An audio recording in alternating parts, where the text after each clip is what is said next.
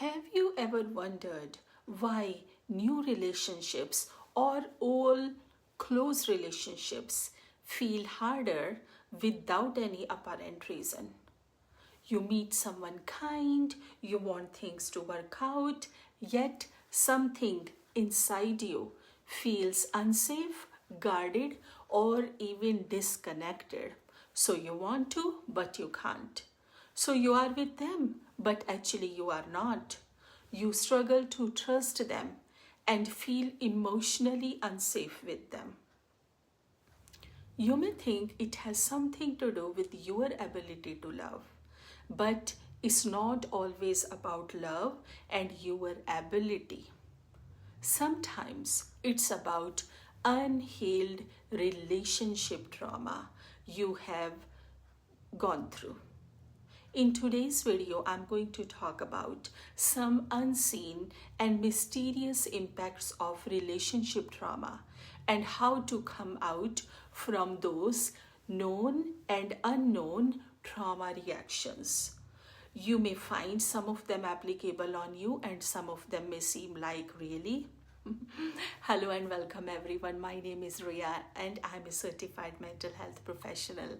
I'm very passionate about helping you overcome emotional and mental health struggles using neuroscience-based methods, mindset, tips, techniques, and strategies that anyone can easily practice in daily life.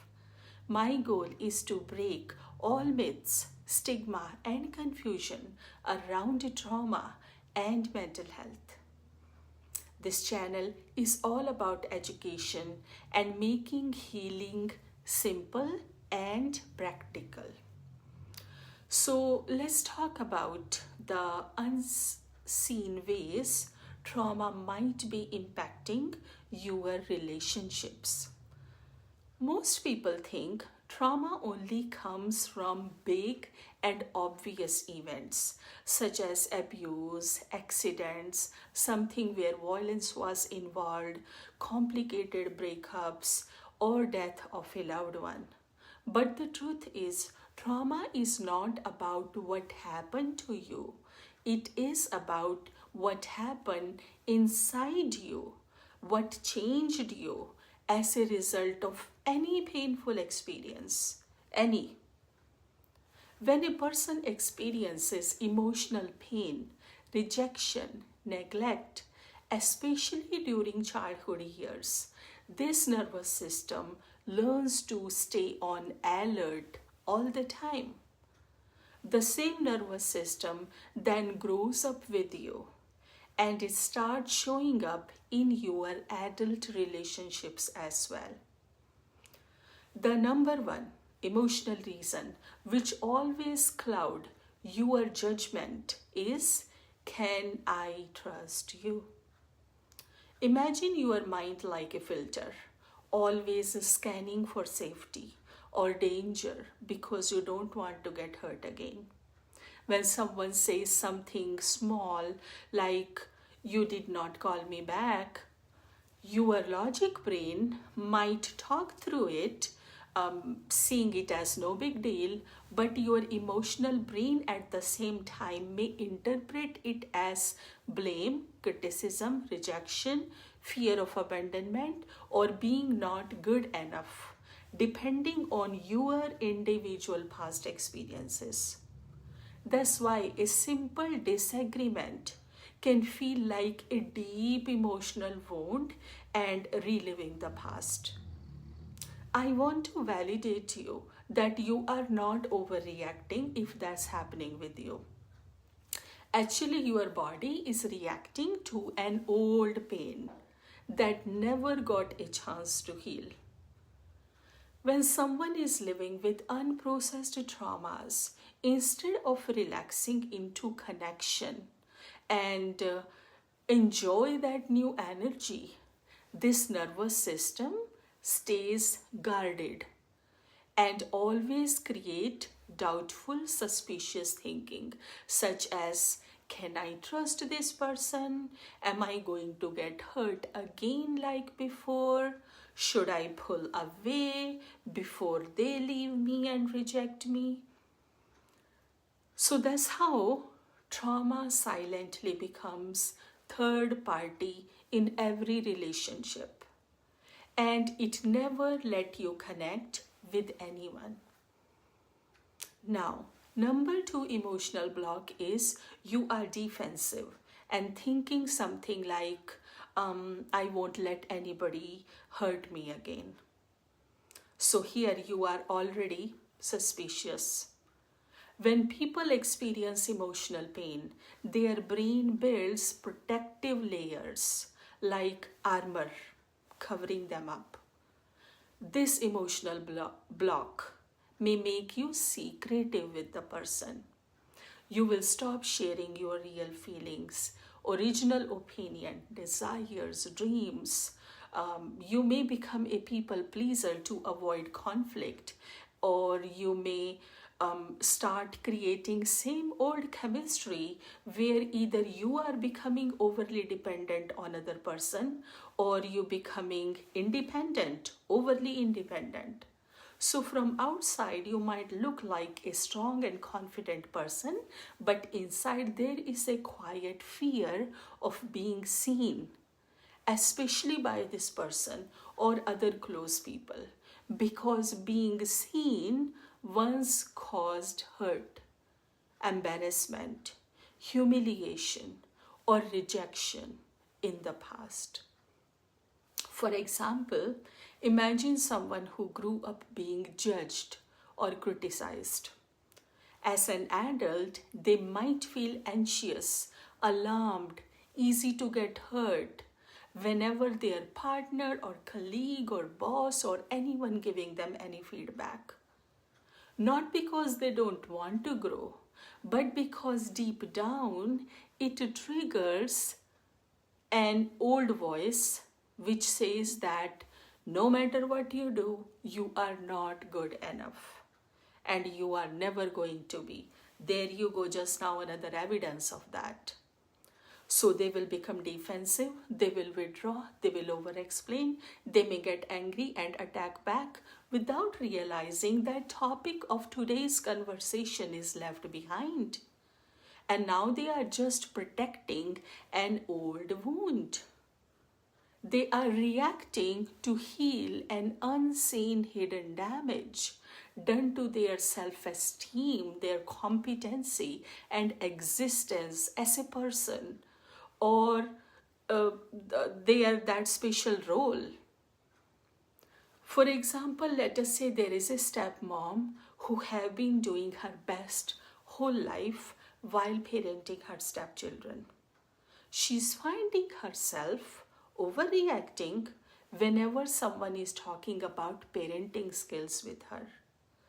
Deep in there, she may feel they are investigating her or trying to teach her because they don't trust her. She is feeling judged, but the truth is, at subconscious level, she has been judging and questioning herself whole life. Why? Due to her upbringing and initial years of life when her parents never trusted her. They put her down despite of her great achievements and intelligence. Her logic mind will convince her that she is smart and a great mom and this world do not matter. But her subconscious actually holds an opposite belief that no matter what she does, she is not good enough. She cannot trust her parenting skills, her judgment, and others are never going to respect and appreciate her just like her own parents never did. See how mysterious and complicated it is? I hope you are finding this video helpful in recognizing how much our past controls us. We are just in this loop of action and reaction inside and outside. If you are liking this video, please like, subscribe and share so that video goes to someone else too who may need to hear this and they may find it helpful. We never know what others do not know. By the way, there is also a trauma processing workbook in the description box below.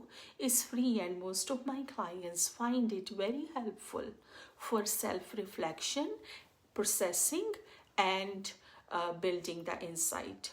You can also try and let me know how did it land for you. Now, number 3, unseen impact of trauma is you may feel that you are an emotional mismatch with others most of the time, and love may feel confusing to you.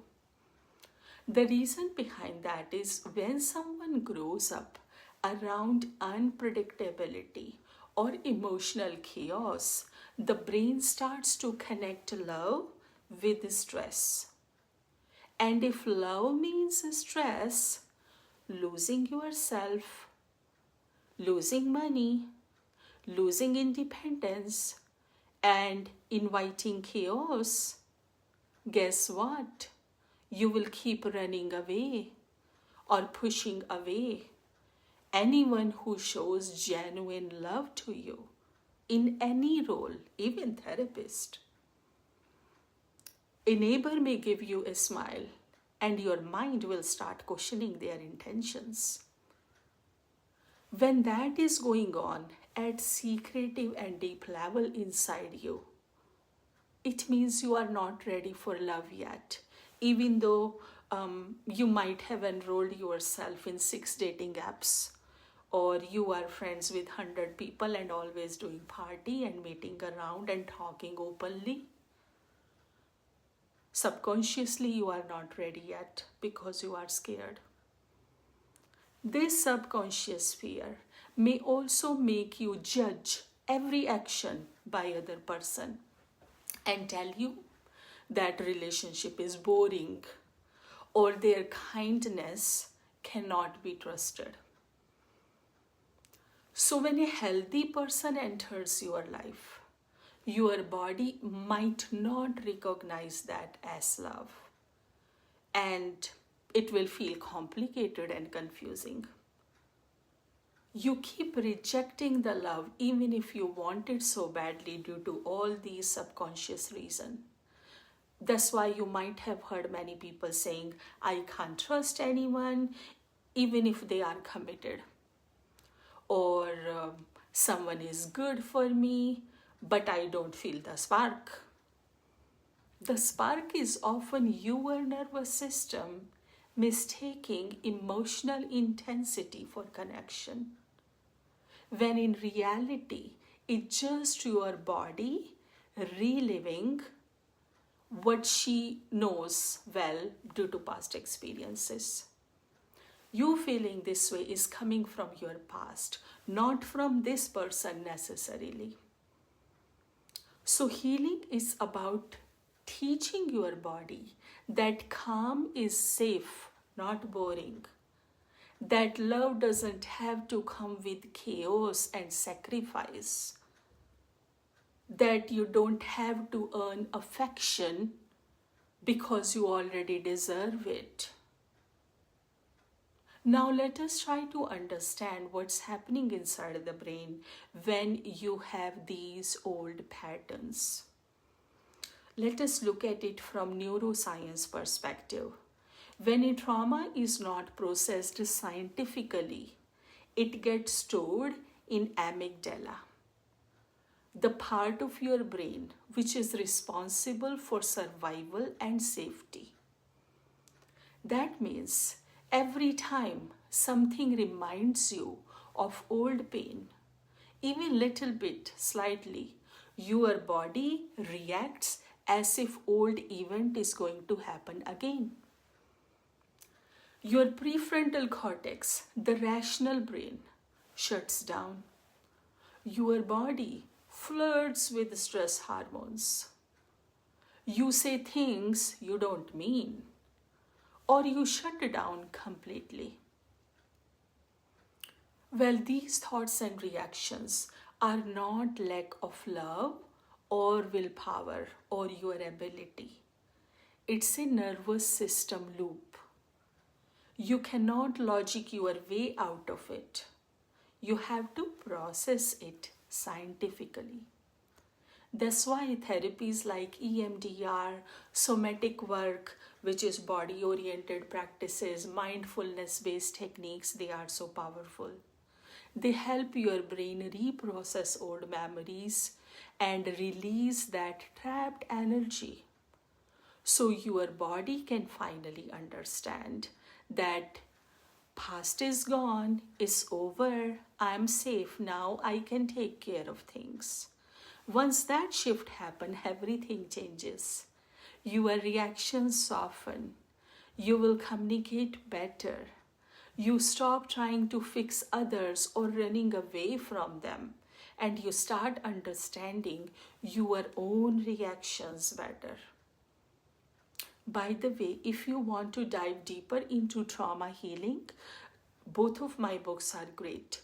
Heal Your Inner Child book is full of practical tools, including guided meditation to connect with inner child. It will help you calming of old wounds and rebuild emotional safety. And if you are at a stage that you have done the inner healing and now you want to create best version, my other book, The Growth Mindset Blueprint, it can help you move from surviving to thriving. Both books have a lot of bonuses in there to help you in daily practices, and both books have audio version as well. So you can listen to it, you don't have to sit and read. Links are there in description box below. There are some common triggers. So when you get triggered, the immediate reaction can be you putting that person in the category of unsafe person. And either you're gonna run away from them or you're going to fight with them. And see, these triggers can also show up even in therapy room as well. You may hear something from therapist which you may not like, which is actually your hidden trauma wound.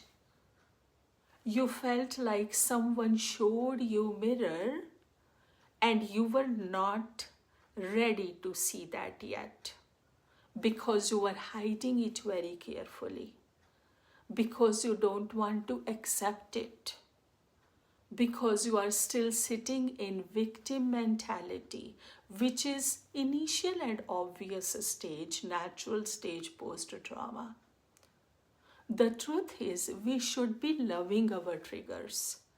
Each trigger is a gem because it's telling you what needs to be released from you. Unprocessed painful experiences keep generating some reactions, same experiences, and a time comes, persons start believing either this world cannot be trusted or something is wrong with me. Actually, we should be watching our triggers mindfully in non-judgmental and compassionate manner. Once you recognize this, you can work towards it.